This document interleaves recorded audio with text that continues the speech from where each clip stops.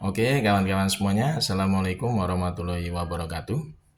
Seperti biasa ya, gue balik lagi di channel YouTube ini. Oke, untuk kesempatan kali ini, gue masih ingin terus melanjutkan pembahasan terkait dengan dugaan ijazah aspal dari Mukidi Bahlul Peko Sontoloyo ya. Yang ini semakin menguatkan keyakinan kita semua sebagai masyarakat yang cerdas, masyarakat yang masih waras ya. Akan keaspalan dari ijazahnya Mukidi memang yang sudah lama digugat sebenarnya dari waktu zamannya Bambang Tri dan Gus Nur itu ya. Istilahnya sidang itu terbuka untuk publik pada tahun 2022 sampai 2023. Ini ada beredar lagi nih beberapa cuplikan atau potongan video ya persidangan dari Bambang Tri dan Gus Nur di PN Surakarta yang semakin meyakinkan kita semua sebenarnya bahwa ijazahnya Mukidi itu benar-benar aspal 100% bahkan 11.000 triliun persen ya. Karena kalau kita ngelihat beberapa cuplikan persidangan Bambang Tri dan Gus Nur di PN Surakarta itu saat ini banyak beredar luas di beberapa platform media sosial ya. Kalau kita lihat dari cuplikan potongan video dari Bambang Tri dan Gus Nur waktu disidang di Pengadilan Negeri Surakarta, itu dengan jelas ada satu momen di mana kita semua tuh sebagai masyarakat yang cerdas masih waras itu meyakini ijazahnya Mukidi itu aspal. Apa itu? Ijazah aslinya Mukidi secara fisik itu ternyata tidak pernah muncul dalam persidangan pidana saat Bambang Tri dan Gus Nur itu disidangkan. Padahal waktu itu kan jenis peradilannya adalah peradilan pidana kan. Jadi beban pembuktian utama itu dari pihak jaksa penuntut umum, JPU. Tapi jaksa penuntut umum itu ternyata hanya bisa menghadirkan ijazah fotokopian yang dilegalisir.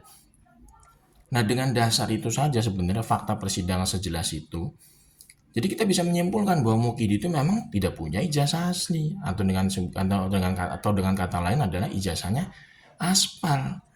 Nah, tapi yang dibikin bikin kita agak sedikit enak juga gitu ya, muak juga itu memang karena putusannya tetap dianggapnya bersalah Bambang Tri dan Gus Nur itu dipenjara.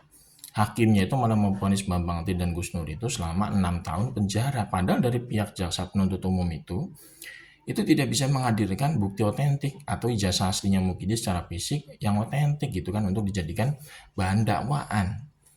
Ini yang bikin kita tuh enak muak gitu ya dengan kondisi peradilan di negara kita ini ya. Jadi hukum di negara kita ini tuh benar-benar memang sudah bobrok.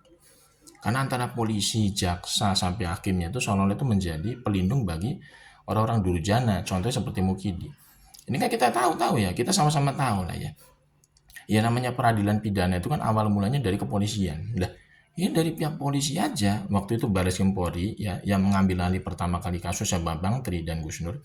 Pihak Bareskrim Polri aja nggak bisa istilahnya menyita barang bukti jasa aslinya Mukidi secara fisik. Lalu disampai ke pihak jaksa penuntut umum P21 peralihannya gitu kan. Itu dari pihak kejaksaan sendiri hanya dikasih ijazah fotokopiannya dilegalisir. Jadi jaksa penuntut umum itu JPW itu ternyata ya istilahnya benar-benar memang hanya bisa menghadirkan ijazah fotokopian Mukidi yang sifatnya itu ijazah fotokopian legalisir doang sampai ke persidangan gitu kan ya. Lah hakim itu ternyata memvonis Bambang Tri dan Gus Nur itu bersalah dengan vonis penjara selama 6 tahun ternyata hanya berdasarkan ijazah fotokopian. Ini kan benar-benar sudah sebuah satu rangkaian yang sangat bobrok terkait dengan proses penegakan hukum.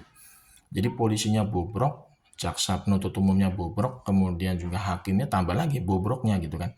Karena harusnya istilah Bambang Tri dan Gus Nur itu bebas demi hukum, karena barang bukti yang ditampilkan oleh pihak jaksa itu tidak kuat, hanya berupa dokumen fotokopian. Tapi ternyata hakimnya jelas-jelas masih mengikuti alur kebobrokan dari jaksa dan polisi dengan memvonis Bambang Tri dan Gus Nur bersalah, divonis 6 tahun penjara. Ini benar-benar memang sudah menjadi tragedi ya, tragedi dalam dunia hukum kita ya, yang katanya sebagai negara hukum ini ternyata bukan negara hukum sebenarnya. Negara kita ini sebenarnya negara kekuasaan. Ya, negara kekuasaan karena apa? Hukum itu dijadikan alat untuk melegitimasi kebobrokan dari penguasa. Atau ibaratnya hukum itu dijadikan alat untuk melegitimasi orang-orang yang saat ini bobrok karena mempunyai relasi kekuasaan. Ya, contohnya inilah kita berkaca pada experience pengalaman di masa lalu ya, experience of the past.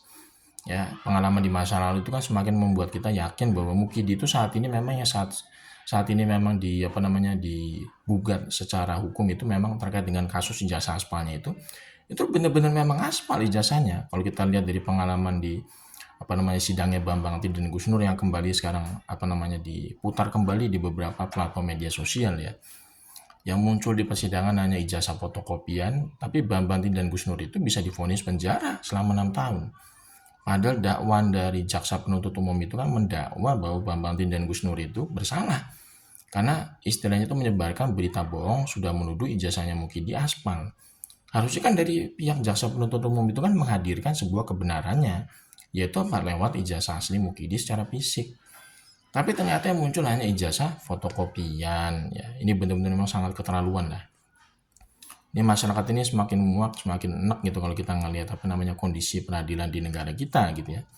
Orang-orang yang jelas-jelas istilahnya gue dibilang durjana seperti Mukidi itu justru malah bisa lolos dari proses hukum gitu kan. Justru malah orang lain yang membongkar kebobrokan dia terkait ijazah aspalnya malah yang dipenjara. Dan baru pertama kali sebenarnya ya, ini pertama kalinya dalam sejarah dunia peradilan gitu ya, di mana sebuah dokumen fotokopian itu bisa dijadikan barang bukti untuk memvonis terdakwa dalam persidangan. Ini baru pertama kali loh. Jadi memang negara kita ini memang serba apa namanya, serba aneh, serba menggelikan, dibilang serba ancur-ancuran lah ya. Karena fotokopian itu kok bisa dijadikan barang bukti untuk ibaratnya mendakwa seseorang dengan vonis penjara di pengadilan. Ini kan benar-benar sangat memalukan gitu ya. Di mana-mana itu yang menjadi barang bukti di persidangan itu adalah bukti dokumen otentik gitu kan. Bukan ijazah fotokopian atau dokumen fotokopian gitu loh.